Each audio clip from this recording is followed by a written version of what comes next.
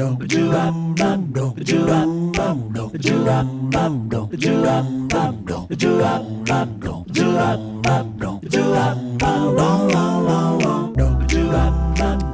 are live. We're Hi, here. Dave. Look at us all snuggled up on the couch. We're snuggling.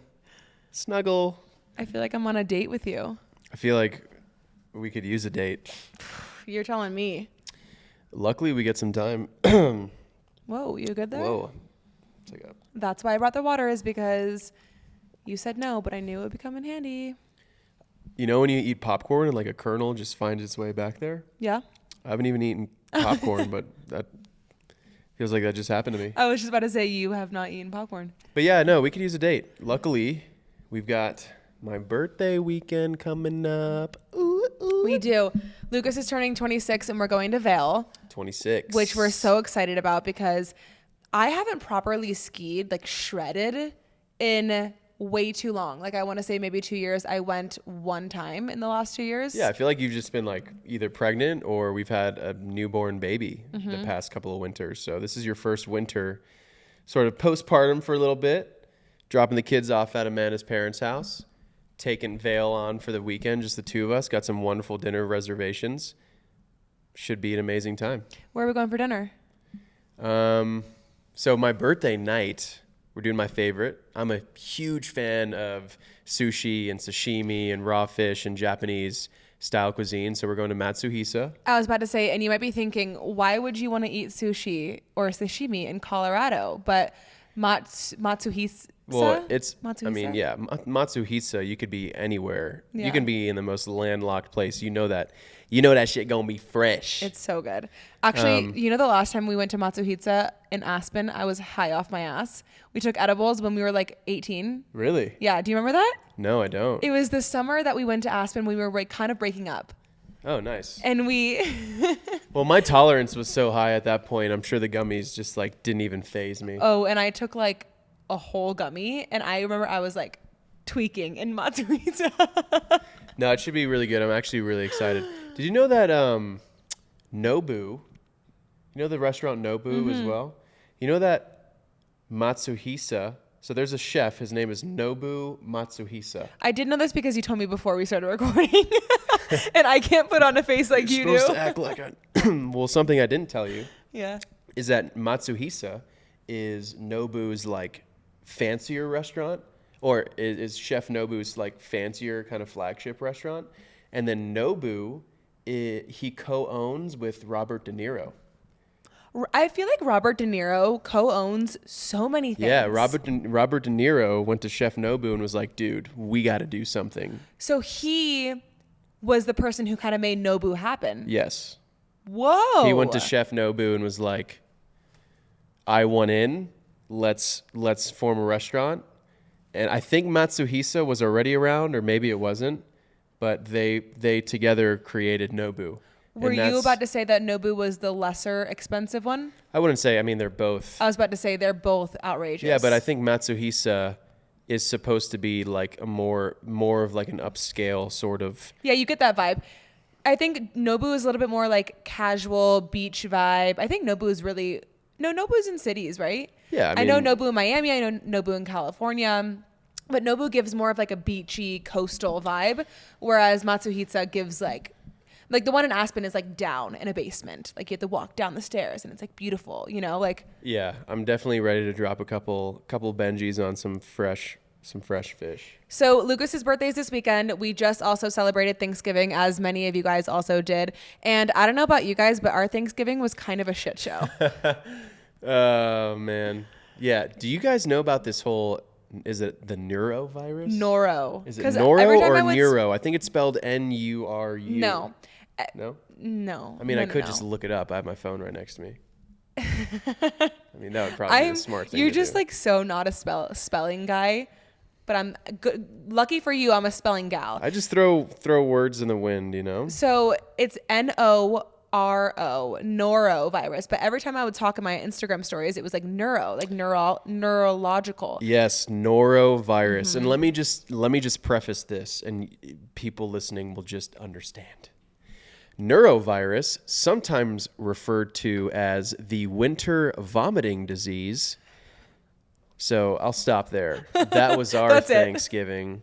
It's crazy. Lennox got the norovirus probably 2 days before Thanksgiving. Yeah.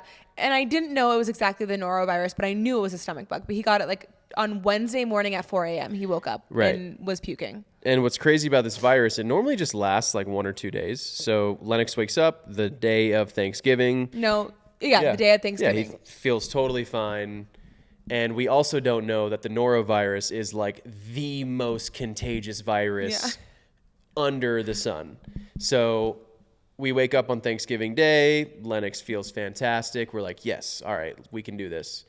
Have Thanksgiving. I mean, Thanksgiving wasn't horrible. Thanksgiving wasn't horrible, and we'll get into the food in a minute. But all you really need to know is that I was sitting around the couch with my family and all of our significant others, Lucas's sister, my parents, everybody. The kids were already asleep, and I just was like, I'm unwell. Yeah, this was post-Thanksgiving meal. Yeah. When we're playing drinking games and card games in the living room, like 9:45, 10 o'clock hits, and Amanda's like, dude, we got to go home right now because I feel terrible.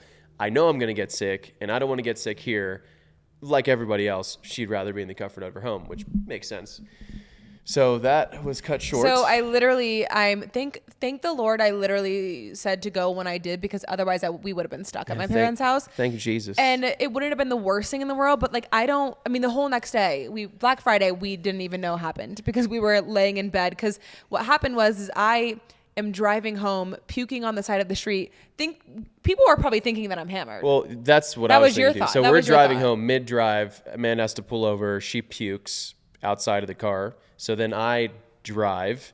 But I'm not like puking like, bleh. I'm like, you don't projectile. Puke. You don't puke either. No, and I don't. And that's how you know that I am I mean, down we've known bad. each other for 10 years. I think I've seen you puke. I think that was maybe the second time I've ever seen you puke in my life. And it was a projectile vomit. And the whole time I'm like, I feel fine. Like it hasn't hit me. Hopefully just Amanda's the only one that gets it. I'm so sorry if you have a fear of vomiting right now and listening to this episode. We'll stop with the vomit talk, but then is that a real fear? Oh yeah. People? Oh yeah. I love emetophobia. I don't like love vomiting, but it's so relieving to me, the act of vomiting. I don't know if that's helpful. Because I hate the feeling around vomiting. I hate the feeling. That's the worst. The lead up. The lead up. I hate like afterwards. It's pretty relieving, but the act of vomiting, in a way, to me, is like relieving. It is. No, it is. But it's disgusting, and I hate it. That's why I don't puke often. Is because I would rather not, and I actually don't get like nauseated as much. But anyway, long story short, I puke at like 10 p.m. Go to bed and get like 2 hours of sleep that night because I was sick.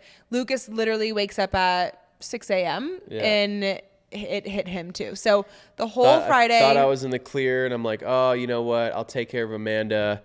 I'm going to let her sleep in all day tomorrow. Like, this is while she's just miserable in bed. I'm like, all right, I'm going to go to bed, wake up in the morning, take the kids out of the house, let her just recover.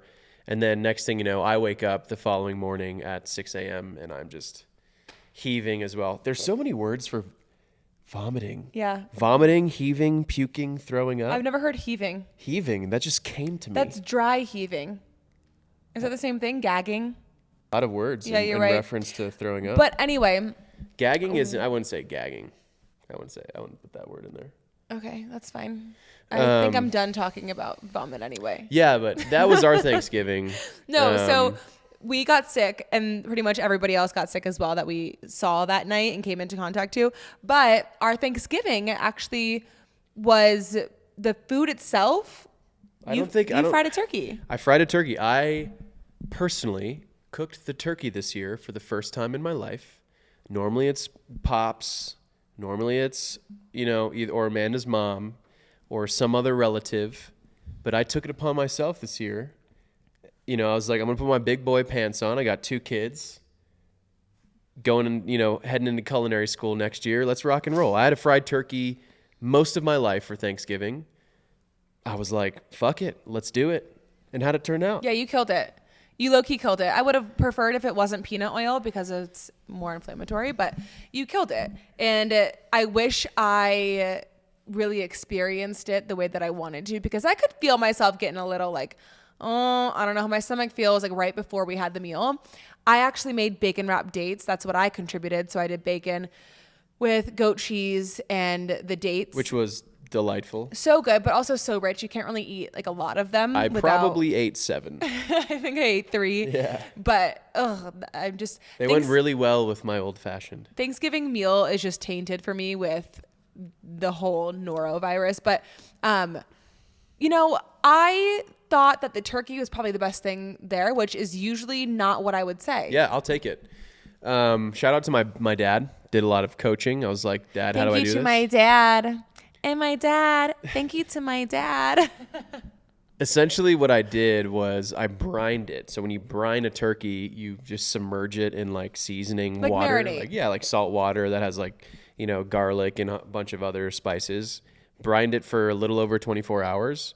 And then I melted up some garlic butter and injected the turkey with garlic butter, and then put a Cajun sort of seasoning around it. Bought a turkey fryer, so we now have a legit turkey fryer in case we want to do a seafood broil. There's so many things that this fryer can take care of. I'm a happy camper knowing that it's in my shed, ready for me to rock and roll and use it whenever I please. But anyways, roared up the oil to 350. Drop that birdie in there. 3 minutes a pound when you're frying. Uh-huh. Turned out So fantastic. How long did you end up cooking it for? I think like 42 minutes. Okay. Yeah. Yeah. How do you feel about the sides?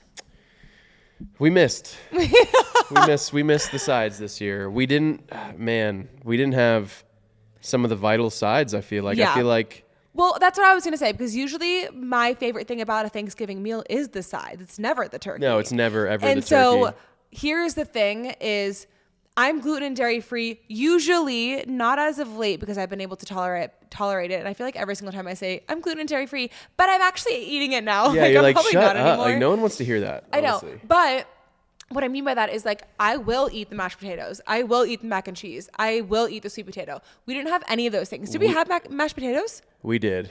I didn't We didn't even see have them. any sweet potato dish. We didn't No. have any mac and cheese. No like Brussels sprout. No. But now we know, like maybe next year we just got to be like, Yeah. yo, everyone, But we shout got out this. to my mom for cooking the sides. They were still good, but they Yeah. just weren't like up to our they weren't like traditional. And I'm realizing if I want a Thanksgiving meal, I want like the whole shebang. I want like the sweet potato. I want the And then of course social media being social media, which makes you compare your life to fucking everyone else. Oh, and you're probably miserable. over here like looking at everyone's Dude, plate. my algorithms were showing me the gnarliest Thanksgiving setups, and I was like, "Oh my god!" Well, we hope you guys had a better Thanksgiving than us. We still had a beautiful time with our family and Love family time. got to experience having like all of my siblings, significant others in the same room. Lucas's sister was here. So it was really nice. It was a great family time. But we got sick. And so we hope that your Thanksgiving was better than ours. And if you got sick, we feel you. We see you. And if you guys have never played, like there are these new like card games these days, like not Words Against Humanity. That's OG. That's Cards been around. Against Humanity. It's Cards Against. Okay, you're right. That card game has been around forever, but I'm telling you, go to your local Target, see what they got rocking nowadays. They've got some good stuff. We played this game called Hot Take. Mm-hmm. That was super fun. Hot Takes, where we were just like debating about all these. But what was the random other hot one that we takes. played with like the people, places, and things? Oh, you weren't there really when No, we were I don't playing think- that. no, I don't think that I was was another there. fun card game. But yeah, card games are really fun, and I Yeah. feel like that's something that is like not. I don't want to say safe, but like something that everybody in the family can participate with. For sure. I'm not gonna say safe because it gets heated sometimes, but Oh, the key yeah. is to just like move on. Say Last your year's piece, move hot on. takes, Amanda walked out of the room, but we'll leave that. We'll and leave I that can't there. even remember why. So Yeah, you just got to put your feelings aside and just have fun with these games. which is But yeah, hard. Thanksgiving was Thanksgiving. We got next year to do it better, and I am frying another turkey next year. You are? You've decided? Absolutely. Okay. Well, we wanted to do something a little bit different in this episode because Usually in our episodes, we are interviewing other people who are successful, and we're asking them like, what is their recipe to their success, whether it's in their relationships or their career. And we wanted to do a solo episode for you guys to help you get to know our personalities better. And so what we thought would be really fun to do is to talk about what is on the menu in the food world today. Yeah, I mean, I'm a huge fan of pop culture news, what's going on in the world. Like I have like Vice News on a tab on my computer up 24/7. I have, Munchies news, like just so much stuff that I love to sort of be up to date with because you live under a rock. So you need me to let you know what's happening in the world. I live in a pineapple under the sea, not a rock. Yeah, Amanda never knows what is going on. But I just love talking about stuff like this and being kind of street smart, if you know what I mean. Is that you telling me that I'm not street smart? You are not street smart, no. Definitely not. But I think bet if we were to be on America's, what's that one where they travel around and they do the race, Amazing Race? Amazing Race. If we were on Amazing Race and we were on different teams, I would win. Because I have more street smarts than you. That could have been the most false statement that's ever come out of your mouth. You don't believe that. There's no way you believe that. Come on. There's no way you believe that. Let's be real here. I just live in the clouds sometimes. Sometimes, all the time. But anyways, we thought that this podcast, we can incorporate some solo episodes of us just talking about, what's going on in the world, commenting on some of this stuff, but primarily it being, in maybe the food scene, etc. Etc. This is What's the Recipe podcast. So we're going to be talking about food, but we can also be talking about success and relationships, just really whatever we think is relevant to the concept, whatever we think is relevant to the concept, to the world, to people listening, what you guys like, because you're listening because you probably have common interests with us. So we just want to help you guys see who we are a little bit more, and let's just get the fuck into it. Let's get into it. Okay. Something that's kind of exciting though that just happened in Denver. I think a lot of people think that Denver doesn't necessarily have a great food scene. And I didn't really think that too when I first got here. Coming from Orlando, Florida, where, the state of Florida alone has amazing food. You're talking a melting pot of all these different ethnicities, people, the food in Orlando, the food in Tampa, some top-notch, amazing restaurants. And I come to Colorado and it's breweries are cool, but breweries, the beer is good. The food is the beer is first, food is second. And then there's pizza places, and there's a fuck ton of Mexican food. And nothing wrong with Mexican food. My top probably 3 of all time. But when you have I don't think it's hard to do Mexican food right, in a way. Maybe. I don't know. I think I disagree with that. I just think there's a plethora of Mexican joints to go to, and I don't know, it's all the same. There just wasn't a lot of diversity, and maybe that's me being naive to Denver because I didn't necessarily explore too much, but just first thought, I was like, damn, this food scene could use something. But the Michelin guide came through Denver, and we've got, I think 5 Michelin star restaurants? 5. In Colorado. I think 4 of them are in Denver. One of them is in So I'm going to pull them up. So 5 Colorado restaurants, including 3 in Denver, earned a coveted Michelin star in the first guide for Colorado. So there were 3 in Denver, 1 in Aspen, 1 in Boulder. Yeah, okay, 1 in Boulder. Yeah. And we actually haven't gone to either of them, but I think we should go to some of these and then sort of document it. Yeah. So we'll talk about which ones they are. There's one in Denver. Okay, the ones in Denver are Beacon, Bruto, and the Wolf's Taylor. Yeah. Bruto is probably first on my list for sure. I think that's going to be a super cool experience. Bruto is Mexican, though. It's Mexican inspired. It says it's Mexican. It's a Mexican and contemporary restaurant. The guide highlighted its ingredients, including its lamb, which is prepared as street-style taco and ground lamb leg kushi. Probably lamb birria, birria or something like that. Yeah. So that's the one. And the Wolf's Taylor is in Denver, and then Beacon is in Denver. These are contemporary restaurants. I think I just saw that the executive chef of Bruto just left Bruto. So I'm assuming he's probably going to start his own restaurant because he didn't own Bruto. He was just the executive chef. So I'm curious where he's going to kind of find his. Do you know that a restaurant can have like multiple Michelin stars, not just one? Yes, I did know that. It goes up to 3. Yes. I thought this was interesting too. So if you don't know about Michelin star, Michelin guide, essentially a restaurant getting a Michelin star is like an actor getting an Emmy. It's like a musician getting an Oscar. This is the highest award and prestige that you can possibly get. A restaurant can get 1 to 3 stars. And when you think Michelin, it's an interesting backstory because like Michelin Tire, right? Michelin Tire Company, this is the Michelin, where they would create these handbooks for people on road trips to like, hey, this is your Michelin guide. Stop here for like all entertainment. Stop here. No way. Yeah. So Michelin was like, hey, stop here for all these restaurants. And like, this is the food that you want to go to. So it was an itinerary. It was an itinerary. It was a guide. Okay. Yeah. So Got the Michelin guide is not only food. It has a bunch of different shit in it.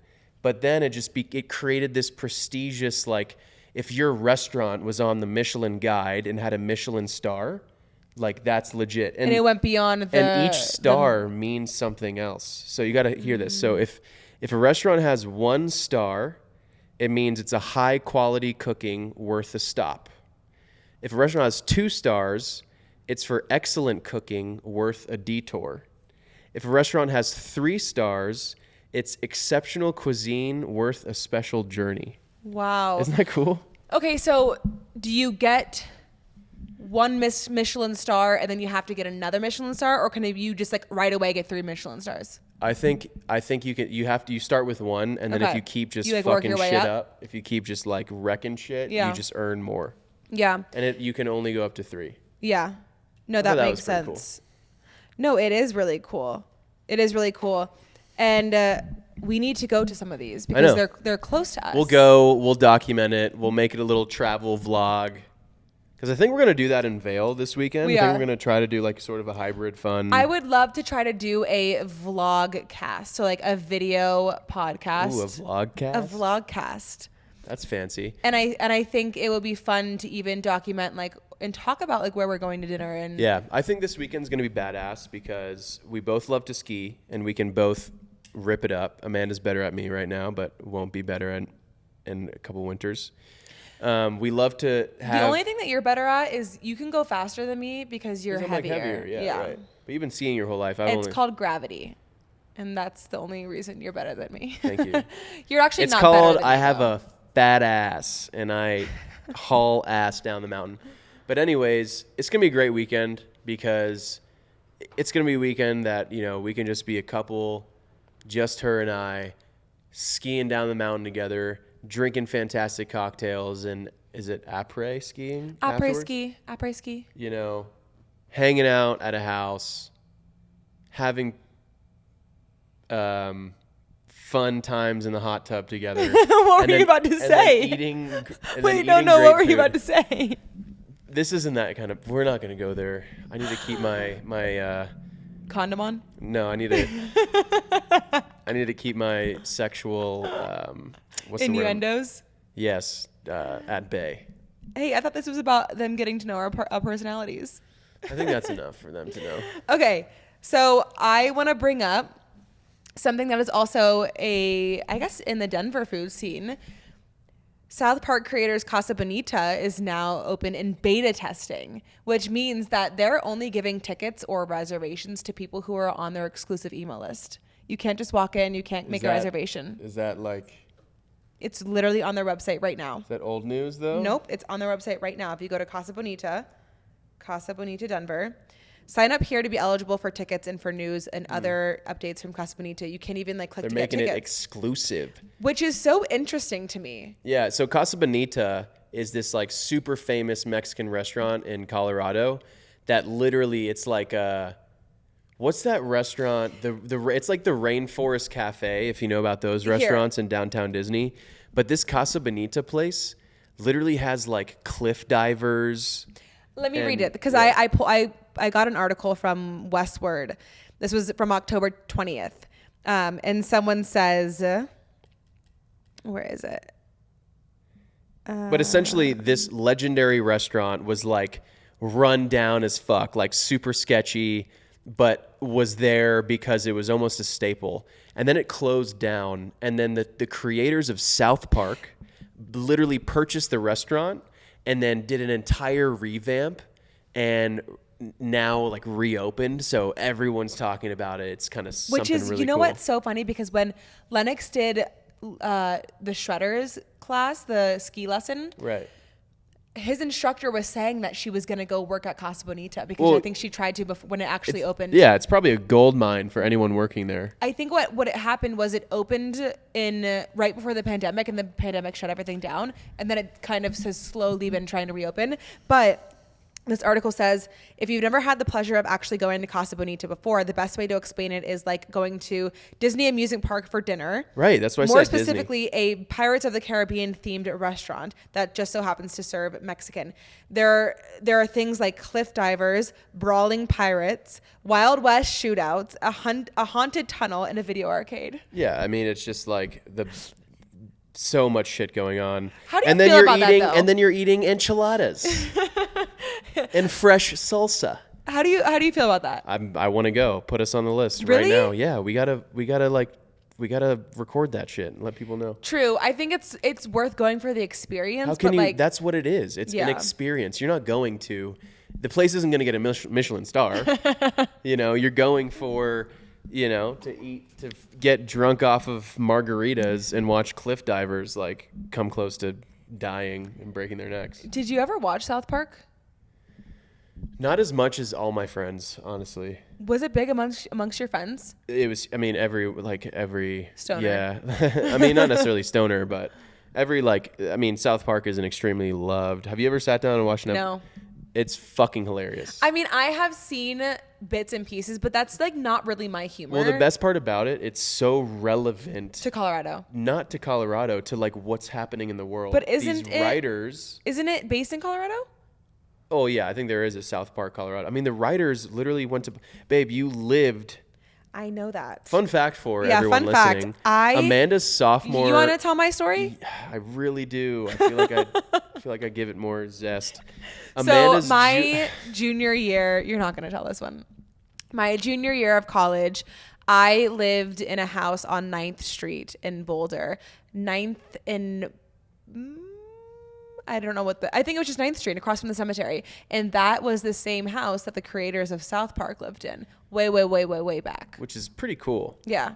So yeah, but what's cool about South Park is that the writers are all fucking brilliant, and like all the new episodes and seasons are all relevant to like what is happening in pop culture and like in the news, and it's like a cartoon version of Saturday Night Live, but like way more off the rocker.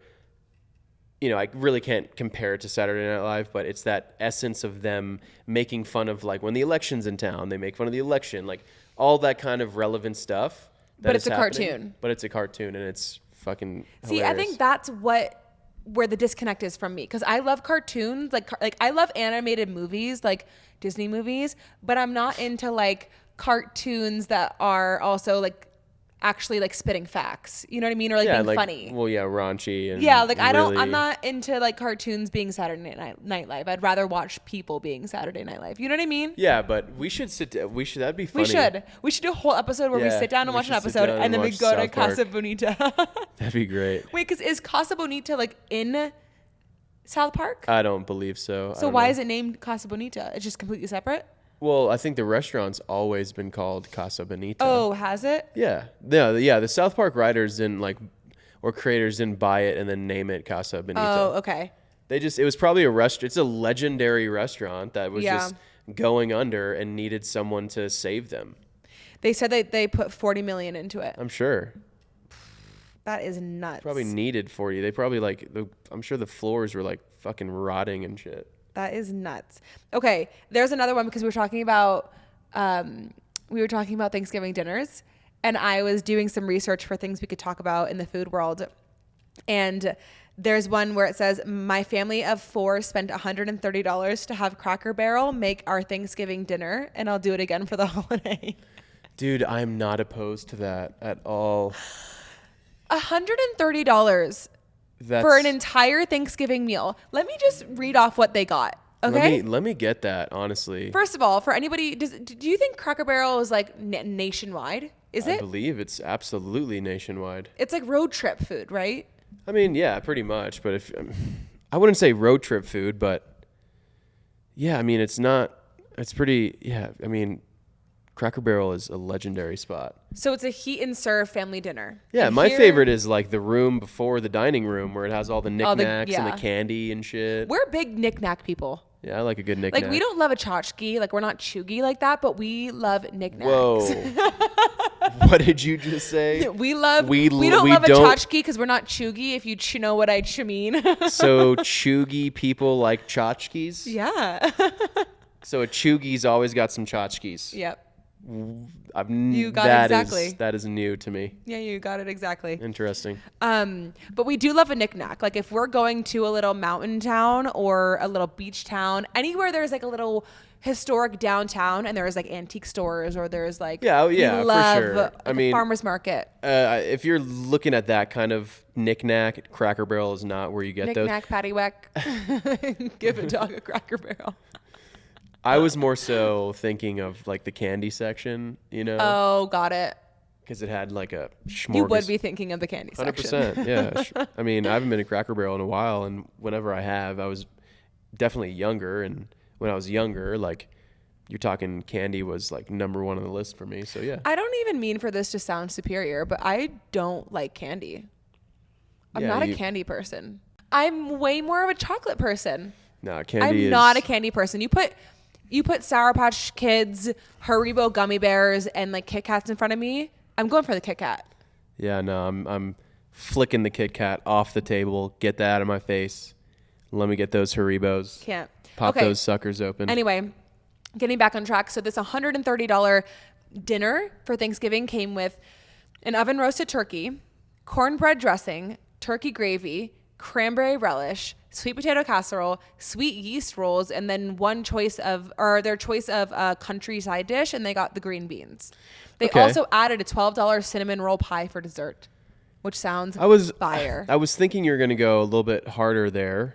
I mean, that makes sense. One thing they were definitely missing was the cheesy potato casserole on the menu. A thing? Oh, that shit slaps. Well, maybe that's a side they could have gotten. They fucked up not getting it because they chose the green beans. And no mac and cheese either. Who the fuck chooses green beans? Yeah, no, especially at Cracker Barrel, you avoid the green beans. I feel like at all costs. I'm sorry, that's my worst.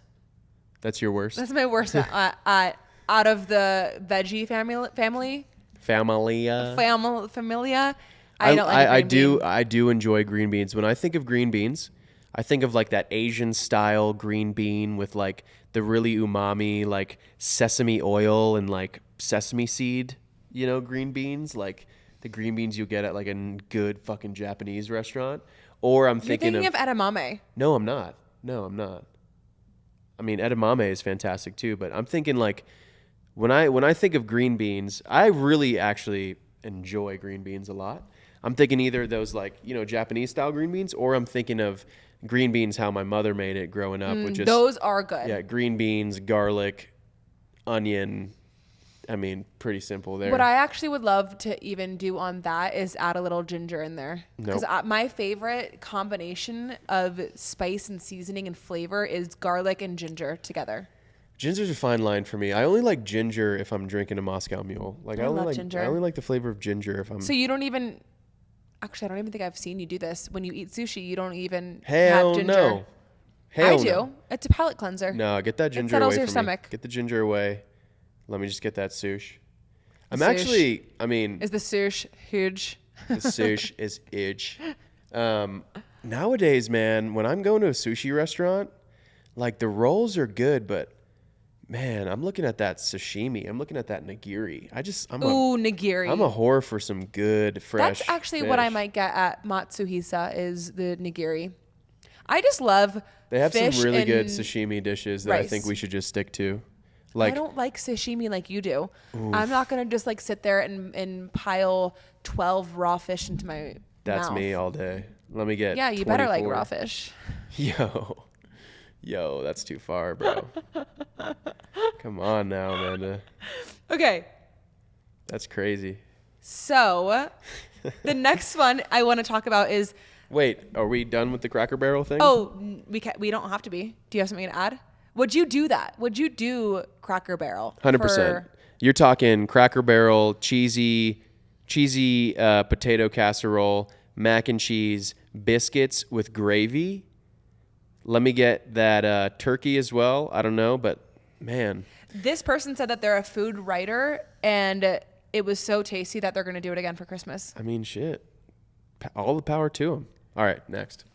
One thing I want to say, though, is I am not opposed. Like, I like the idea of ordering the entire meal and just having it delivered. Like, we love to cook, but I feel like with 2 small kids, it is hard to cook everything. And when the kids are running around. We love some DoorDash, some Uber Eats these days. That's what I'm saying. And so I feel like if you're a family that has young kids, or even if you're just like not wanting to cook, this could be a great option. But I don't know if I would do it from Cracker Barrel. Like, I'm sure there are other places that actually do it. For sure. There are definitely other places that do it, but you're talking $130? Yeah, $130. I wanted to bring something else up because I feel like this is all the rage for people right now. It has to do with Travis Kelce, but apparently he ordered a huge KFC order on Thanksgiving night. Really? Yeah. Did they play? No, they didn't play that day. So while the tight end 34 celebrated in Kansas City without family or his girlfriend Taylor Swift, he had enough food for the whole holiday weekend. He received 56 pieces of KFC fried chicken and 80 hot and spicy wings. I mean, shit. I mean, I will never hate on anything Travis Kelce does. So he didn't skimp on the sides either, enjoying 3 catering-sized containers of mashed potatoes and gravy, 2 mac and cheese orders, and 2 orders of corn. That's my man. I love that. I respect every inch of that statement. What do you think about the Travis and Taylor sitch? I mean, I think it's definitely interesting, but I mean, they're both getting their bag for it right now, so it's cool. You know, I think Taylor. I mean, I don't even know how to talk about this. I am obsessed. Yeah, I think I definitely don't hate seeing it. I think it's super funny, like the fan base that are now like getting involved and sort of paying attention to football. Like the Denver Broncos played the Kansas City Chiefs in Denver a couple weeks back, and we went out to lunch like around the stadium. So like everyone was in their either Chiefs gear or their Broncos gear. I saw this sweater that this girl was wearing that I thought was fucking hilarious. It said, on the sweater, it said, "Go Taylor's boyfriend." Yeah. And had his number on it. And I was like, oh, that's classic, honestly. Yep. It is kind of interesting how involved the NFL and how obsessed the NFL is with it, too. You think? Yeah, I think they're a little over the top with it.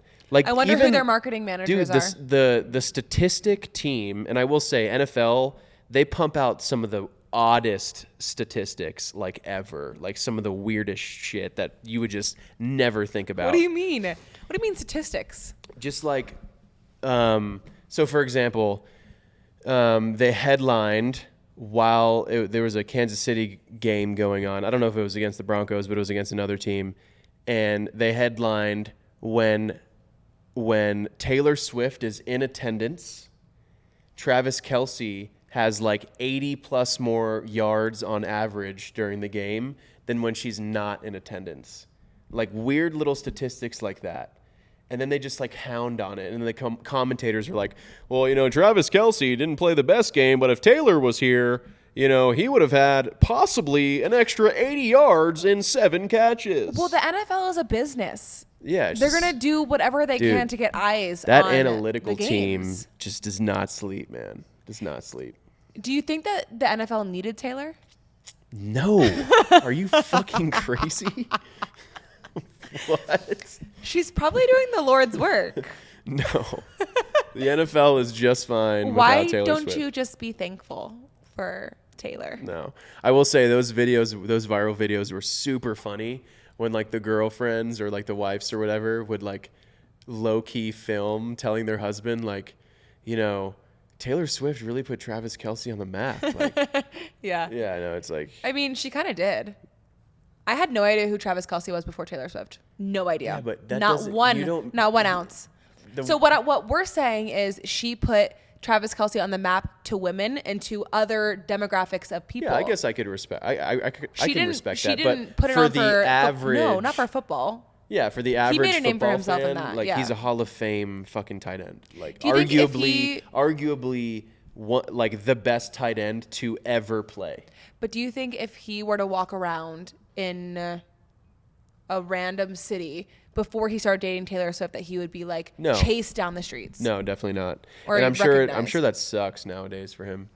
I think he is handling it quite fine, and I think he's handling it great. Actually, I think he's like the only person who could probably handle it. Yeah, I mean, 'Cause they're probably gonna- loves. they're probably He seems like he gonna- loves like the spotlight, not in a bad like Yeah, the guy's a desperate stud, way, but like man. he The just thrives The there. guy fucks. He kills it. Yeah. I can definitely see them like getting married and having I can't. kids. You know what's so I funny mean, is if everyone Taylor, if can, they want to can do see it, that. like they're getting old, man. They got to pull that trigger. Well, it's 2023, babe. People have time these days. But people, or what I find what I love most about it is like he's like America's like sweetheart and she's America's sweetheart. You know, like the football player, America loves their football. He's like the guy, and America loves their country women, and Yeah. she is that. I'm That's sure what she Taylor's started. family is stoked about it. Yeah, They're did like, you see that video of she's her not, dad? She's not dating some like artistic weirdo. Like, Who hates the fame? you know, she's dating like a fucking athlete, a stud football player. But anyway, he is making sure that he's fed. You on gotta Thanksgiving. eat, man. And KFC's delightful. It's delicious. I'm not a big KFC person. I will say I was all for the hype when it was sort of like KFC versus Popeyes versus Chick-fil-A for the chicken sandwich. KFC makes a banging fried chicken sandwich. Well, are they the OG? Who came first, Chick-fil-A or I don't know. KFC? I think Chick-fil-A did. Really? As far as the I sandwich want to say goes. KFC. No, I think KFC was just straight up chicken basket. But what I'm saying is like chicken. Who had chicken first? It had to have been KFC. I mean, KFC's always been chicken. Chick-fil-A has always been chicken. So in that argument, what restaurant or chain opened first? That's what I'm saying. Okay. I thought you meant like who did chicken first? Well, No, I'm saying KFC is chicken. So who opened first? Look it up. Came first? The chicken or the egg? Who came first? That's the. What would you say? Who came first? I would say KFC. Well, the chicken or the egg? What came first? Oh, the chicken. Yeah. No, the egg. I would say the egg. I wouldn't even know how to answer or because the explain chicken that. has to. Fuck. Yeah. This is why it's it's a conundrum. It's a hard one. Okay. Conundrum. Or Chick-fil-A. Who are you saying? Or just look up Chick-fil-A and then look up. Who are you saying? I'm gonna say KFC started before Chick-fil-A. 100%. I think I'm extremely confident on that. I think every bone So in you're my body. copying me. I think every bone in my body says Wow. KFC is older than Chick-fil-A. I want to say Chick-fil-A is a 2000s restaurant. Like, No, and I'm so shocked. really? Interesting. When did? I know KFC is like, man, that shit is old school, bro. Okay. No. Don't tell me we're wrong. In 1952, Chick-fil-A opened in Georgia in 1946. You're kidding me. Chick-fil-A is first. Chick-fil-A So is Chick-fil-A is the older? OG. Yo, I was so wrong I right there was in that so. statement. Why did you think that KFC was older? Branding, marketing, you're talking Relevance? maybe relevance. Because I think. Chick-fil-A, I feel like, is more popular Yeah, than maybe KFC. Chick-fil-A was like one sole restaurant from 1946 and then like didn't hit the scene. I want to say KFC definitely had to like hit the scene first as far as like multi-expansion, that sort of thing. It says that KFC became popular in 1963, and it had grown to over 600, making it the largest fast food operation in the United States. And Chick-fil-A gained popularity during the 1970s. Right. I think in mall food courts, that's how it kind of gained its like momentum. Yeah. So Dude, yeah, shout out, man. Our generation at least spent a lot of time at the mall food court. yeah. Yeah, the mall food court was big for me growing up. Just going to the mall, picking up chicks, or at least just trying to pick up chicks, or thinking. What was your go-to line when you were 13? When I was 13, what's up, shorty? Let me fuck. No, it wasn't. Be fucking for real. I wasn't. I don't think I tried to pick up chicks at 13. I think chicks just You're like, came. hey, can I go to Hot Topic with you? I think chicks just came to me naturally. Hot Topic was a shit though. I used to get shoelaces from Hot Topic that were like Just themed. like different colored? Yeah, like some of them were like themed, my like gosh. some of my favorite like TV shows Like and Batman shit. themed? No, like Ed, Ed and Eddie themed, or like Courage the Cowardly Dog themed shoelaces on Wait, my. that's kind of swag. Yeah, on my Converse. They'd be kind of swag now, but maybe not in 13. Yo, I had all the swag my whole life, honestly. I always dressed swaggy. Okay. This is something else. I don't even know how. Travis Kelce. This is something that I thought was actually really interesting, and it really tickled my like health coaching fancy. Diners at some New York City restaurants may see new information printed on menus over the next few months. On Friday, the city's mayor, Eric Adams, signed the Sweet Truth Act into law. The legislation requires chains with 15 or more restaurants in the city to label any food and drinks that exceed the FDA's recommended daily amount of added sugar. You know what I think that's going to do? Absolutely nothing. You think? I think it's going to have zero impact. Because people, if they're going to That was my question spend to money you. and go out to the restaurant, they don't give a fuck what's in that. They just want to eat that shit. But what do you think about people who maybe just are there out of habit and don't necessarily know like what they're eating? Maybe they're trying to eat a little bit better, and they're like, oh, I would love to know like how much sugar is in this. Nah, if it's their habit to get the chicken tenders and the side of, mac and cheese at their favorite spot in New York City, if you think slapping the sugar count on that is going to deter them from getting their habit meal, you're crazy. I mean, think about like soda and think about most of the shit that's that's packaged. what I'm saying. All that information is there. People don't look at that shit. But I feel like it's not like when you pick up a package, you have to actually like flip it over, or sometimes like even undo the kind of label to really see the nutritional label, which this is going to be actually right next to the things on the menu. It's like the same trend as like calories. A lot of menus have the calorie count. Okay, if you see a meal on there that has a calorie count, are you going and you're picking between two? Is that going to be a factor? Actually, what's interesting is most of the time I'm going for the one with more calories. Really? Yeah, because like I'm in this like, burly boy mindset. I'd be lifting. I'm like, damn, I want like a heartier fucking meal.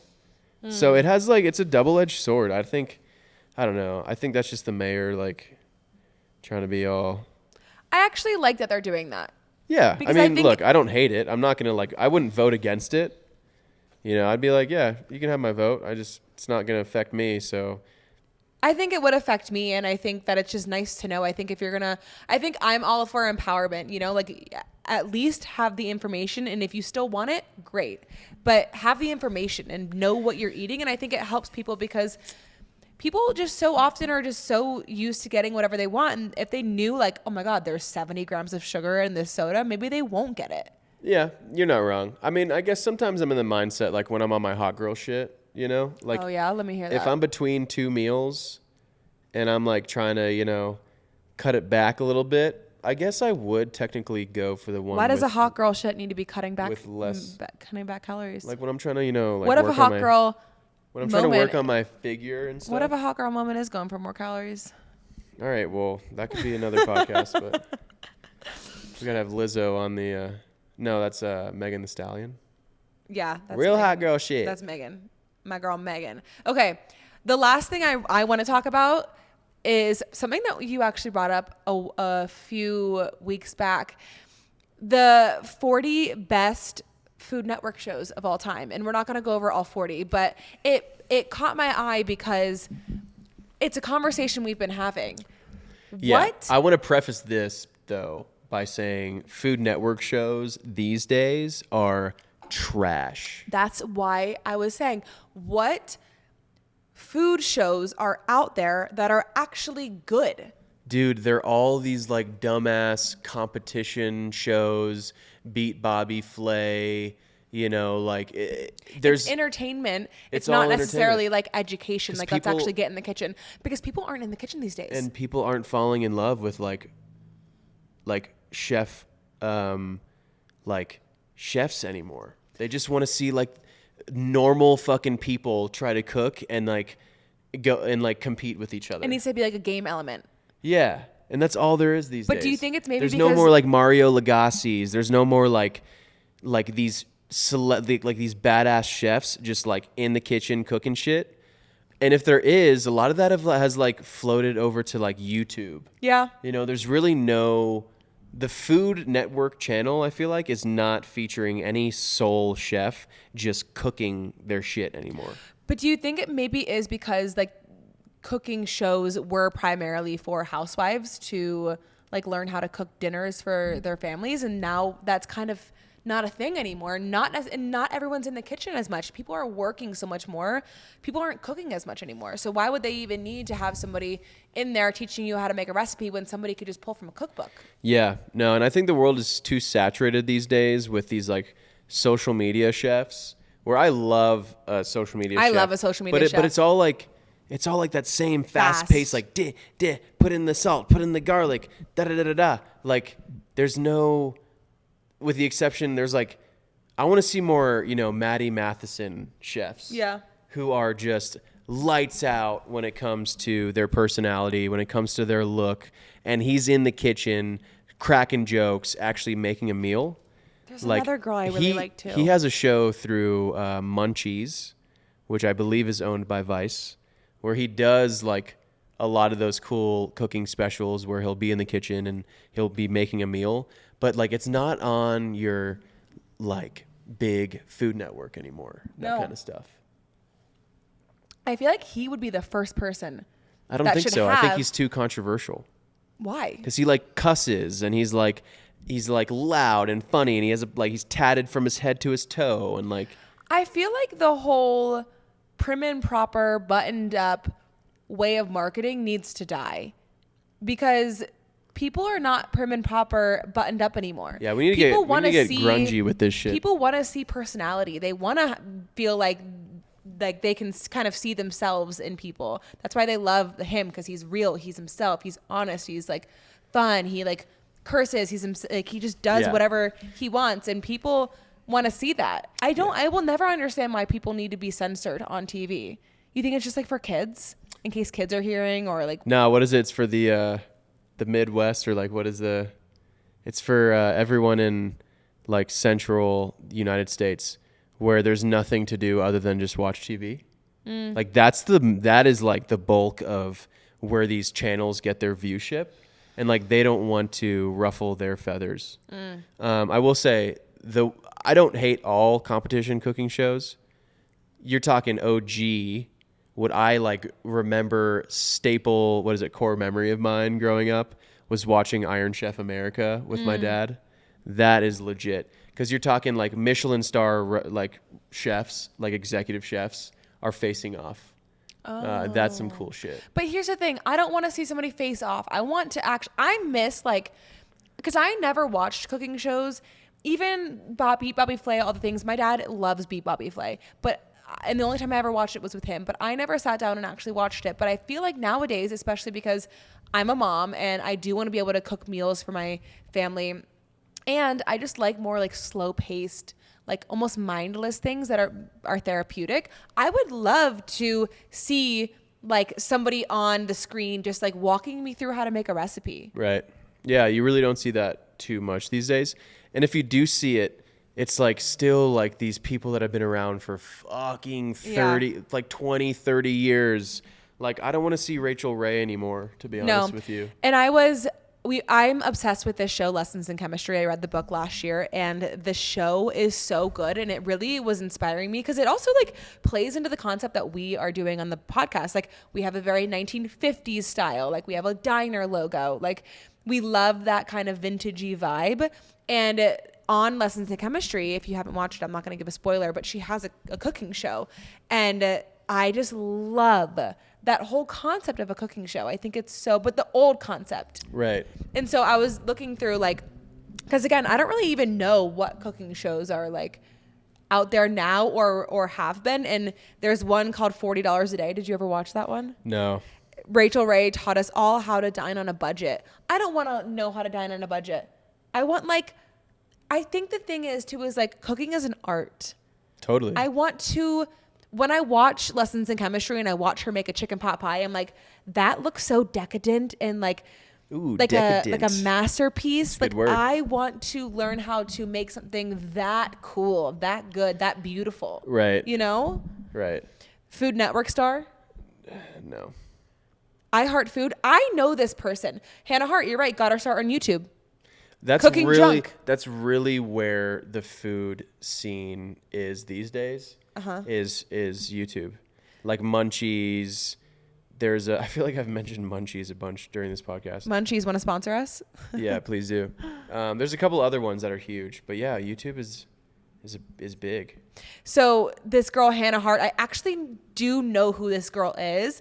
We should watch some of her YouTube videos because I saw her way back, but she has had a show all about cooking drunk. So she would like get drunk and cook. That's awesome. And she's got a food show on Food Network, and learning about city's iconic foods, and then breaks them down in her own kitchen. The Kitchen. No, I never heard of it. Barefoot Contessa. What is Barefoot Contessa?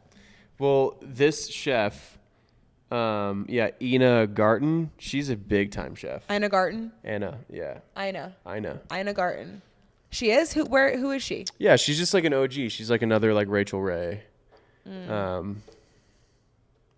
Yeah, she would go in for sure. French foods? Is she from France?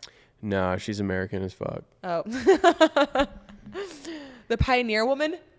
Yeah, no, I don't know about any of these shows. She looks warm and friendly. She looks like she's a Mormon. In a good way. Shout out to my Mormons. Love you guys. The best thing I ever ate. Yeah. With who is this? That guy's an OG. Who is it? That's not Guy Fieri. No, but I just read Guy Fieri. Yeah. You know Guy Fieri. Yes, I do know Guy Fieri. 30-minute meals, Rachel Ray. What is with Rachel Ray and her you're talking Rachel her... Ray made like $1 billion off the food industry. But yeah, are we going to go through all of these? No, but I'm just interested. Who was the guy that you really liked though? Who I really like? Yeah, the Traveler. He died. Oh, Anthony Bourdain. Yeah, I like that style. But that's more of like a documentary. Yeah. Like that's like the other side of the food show. There's the food shows that like are actually cooking. Yeah. And then there's the food shows that this chef is exploring and traveling and eating with other people and learning cultures, and like there are two sides to that sort of coin. But yeah, when it comes to the other side of the coin where, you're watching a person travel and explore. I mean, Anthony Bourdain did it the best. What would you want to see in a cooking show? Like, if you were to actually sit your ass down and watch a cooking show, what would you want? Yeah, I would want like a cool personality just in the kitchen wrecking shit. Mm-hmm. Like I said, I love watching Matty Matheson. If you guys are listening to this, never seen Matty Matheson, go watch some of his YouTube. He's a killer. But just like an entertaining chef, like an entertaining person that also just whips up some fire dishes. Yeah. And that's like, that's kind of what I would sit down and watch. Yeah, I agree. But in the same breath, yeah, I mean, not a lot of people, I guess, are watching that kind of stuff. No, these they're days. not. They're really not. They're watching like The Bachelor instead. But I feel like if there was somebody that was entertaining and cool, like a YouTuber who could translate that like energy to TV, like maybe, yeah, but it would have to be like a Netflix show. There are some really popular YouTube chefs these days. Yeah. Like really, really popular. There's another girl that I like too. Incredible I forget her name. shit. Yeah. So maybe that's just where that whole world lives today. Yeah, maybe. You know, Food Network is like, we can't make money off of like one individual anymore. Like contestants, games, competition. Ugh, I'm over that shit. You know? I'm over that shit. Anyway, I think that's all we got for you guys today. Yeah, that was a fun episode. It was a fun episode. Let us know if you guys like this style, because we love learning about people's stories, but we also just like sitting down and shooting the shit too. Yeah. Like it's fun, it's relaxing, it sparks conversation. So let us know if you guys like this episode. Also let us know if you had any opinions on the things that we talked about today. Yeah, it's like an episode where, you know, you don't really want to spend the money to order anything. You haven't gone to the grocery store in like a week or two. So you just kind of like see what you have and you put something together. You like that? Kind of. Yeah, that's pretty good. Okay.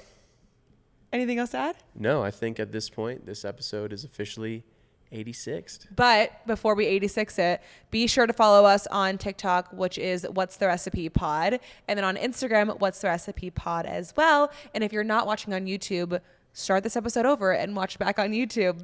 We will see you guys next week. Now, this episode is 86. Don't